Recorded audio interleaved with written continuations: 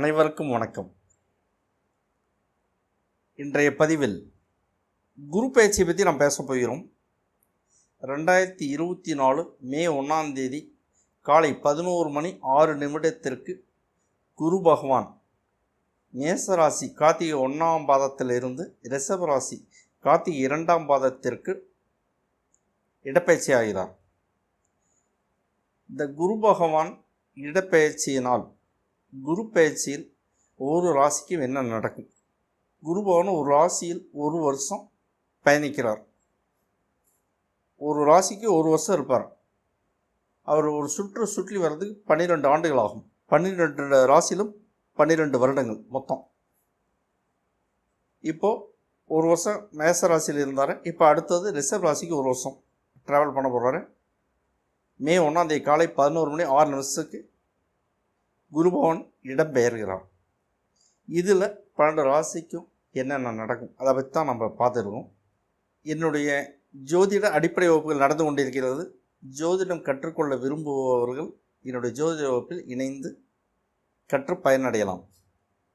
Link டிஸ்கிரிப்ஷனில் இருக்குது.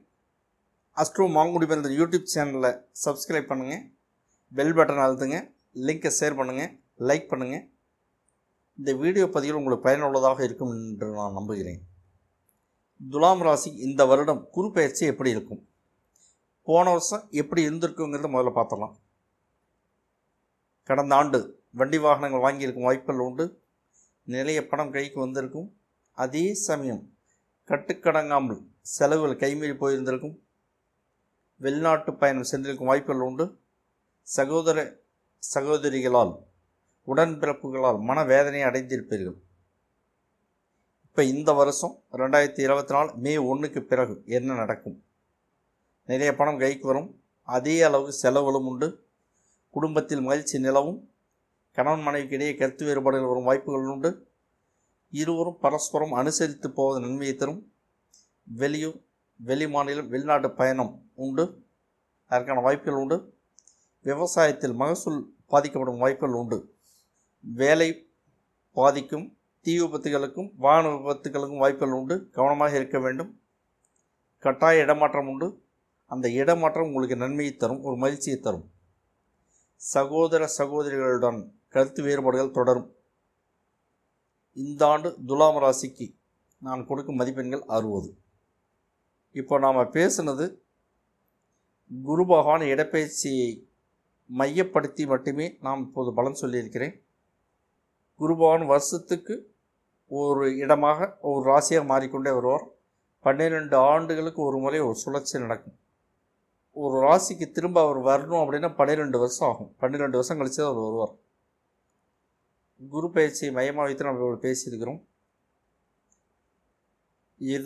இது வரைக்கும் சொன்னது அப்படியே நடக்கும். கற்பனை எதுவும் இல்லை. இதெல்லாம் சிவபெருமான் வகுத்தது, நாம் ஏற்றுக்கொள்ளத்தான் வேண்டும். இதையும் தாண்டி சூரியன், சந்திரன், செவ்வாய், புதன், சுக்கிரன், சனி, ராகு, கேது இந்த கிரகங்கள் இருக்கும் இடம், அவர்களின் பார்வை, அதையும் தாண்டி நாம் பிறந்த ஜாதகத்தில் நடக்கக்கூடிய தசா புத்தி அந்தரம், அவைகளின் நிகழ்வுகள், இது எல்லாம் சேர்ந்து நம்மளுடைய வாழ்க்கையில் தாக்கத்தை ஏற்படுத்தும். கண்டிப்பாக குரு பகவான் குரு பயிற்சி வச்சு சொன்னது சில சதவீதங்கள் என்றாலும் மிச்சம் நான் நிறைய விஷயங்கள் மிச்ச கிரகங்களை பேஸ் பண்ணியும் தசாபதியை பேஸ் பண்ணி இந்த வாழ்க்கையில் நடக்கும். உலகத்தில் 800 கோடி பேர் இருக்கிறாங்க அப்படின்னா 800 கோடி விதமாக ஜாதகம் இருக்கும். 800 கோடி விதமாகத்தான் பலன்கள் நடக்கும். ஒரே மாதிரி எல்லாத்துக்கும் நடக்காது, மாறி தான் வரும். இதை நாம் ஏற்று தான் ஆகணும். இது சிவபெருமான் வகுத்த நியதி. சிவபெருமான் நமக்கு கொடுத்த அனுபவிக்கிறது கொடுத்த கட்டளை, உத்தரவு. அதை நாம் தாண்டி சிவபெருமானை மீறி தாண்டி நாம் போக முடியாது. எல்லாருக்குமே வாழ்க்கையில் இன்பம் மட்டுமே கிடைக்கணும் அப்படின்னு சாத்தியம் இல்லை. 100க்கு 5 பேர் கூட முழுசாக சந்தோஷமாக இருக்கிறாங்களான்னா இல்லை. சுழற்சி முறையில் மாறிக்கிட்டே இருக்கும், பிரச்சனை மாறிக்கிட்டே இருக்கும். அதனால் நம்முடைய பார்வையில் தெரியலாம் அவங்களும் மற்றவங்களும் சந்தோஷமாக இருக்கிறான். நாம தான் இந்த சனி பயிற்சி, ராகு கேது பயிற்சிலாம் எல்லாம் மாட்டிக்கிட்டோம் நாம் நினைக்கிறோம். அப்படி அல்ல. சுழற்சி முறையில் மாறிக்கிட்டே வரும். தசாபுத்தி எதிராக வேலை செய்தால் நான் சில தீமையான சில விஷயங்கள்லாம் சொல்லியிருக்கேன். அந்த விஷயங்களை தாண்டி இன்னும் கூடுதலாக 100 மடங்கு கூடுதலாக பிரச்சனை வரும். தசாபுத்தி சாதகமாக வேலை செய்தால் நான் சொன்ன நன்மைகளை தாண்டி இன்னும் 100 மடங்கு கூடுதலாக நன்மைகள் கிடைக்கும். எல்லாம் கலந்தது தான் வாழ்க்கை. அதை நம்ம ஃபேஸ் பண்ணி தான் ஆகணும். அதுலேருந்து தப்பிச்சு மீண்டு போகிறதுங்கிறது யாராலையும் சாத்தியமில்லை. எல்லோருமே ஸ்வீட் மட்டுமே சாப்பிட்டு உயிர் வாழ முடியாது. ஒரு பந்தியில் போடுறாங்க, ஒரு விருந்து அப்படின்னு ஸ்வீட்டுங்கிறது ஒரு பார்ட்டு ஓரத்தில் இருக்குமே தவிர முழுமையாக ஸ்வீட் மட்டுமே உணவாக முடியாது.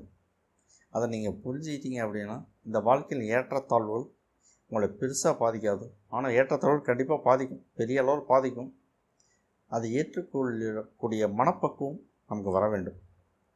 வந்துச்சு அப்படின்னா தோல்வி கண்டு நீங்கள் பயப்பட மாட்டீங்க. ஏற்றத்தை கண்டும் ரொம்பவும் கொண்டாட்டமாக இருக்க மாட்டீர்கள். ரெண்டையுமே ஈக்குவலாக ஏற்றுக்கொள்ளக்கூடிய பக்குவம் வந்துவிடும்.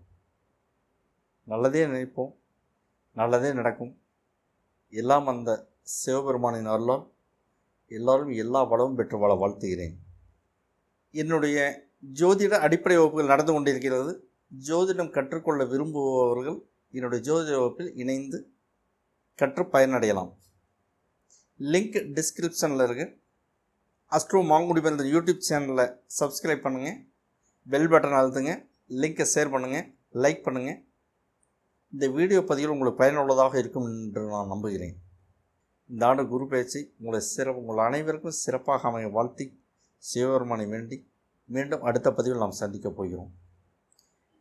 அனைவருக்கும் நன்றி, வணக்கம்.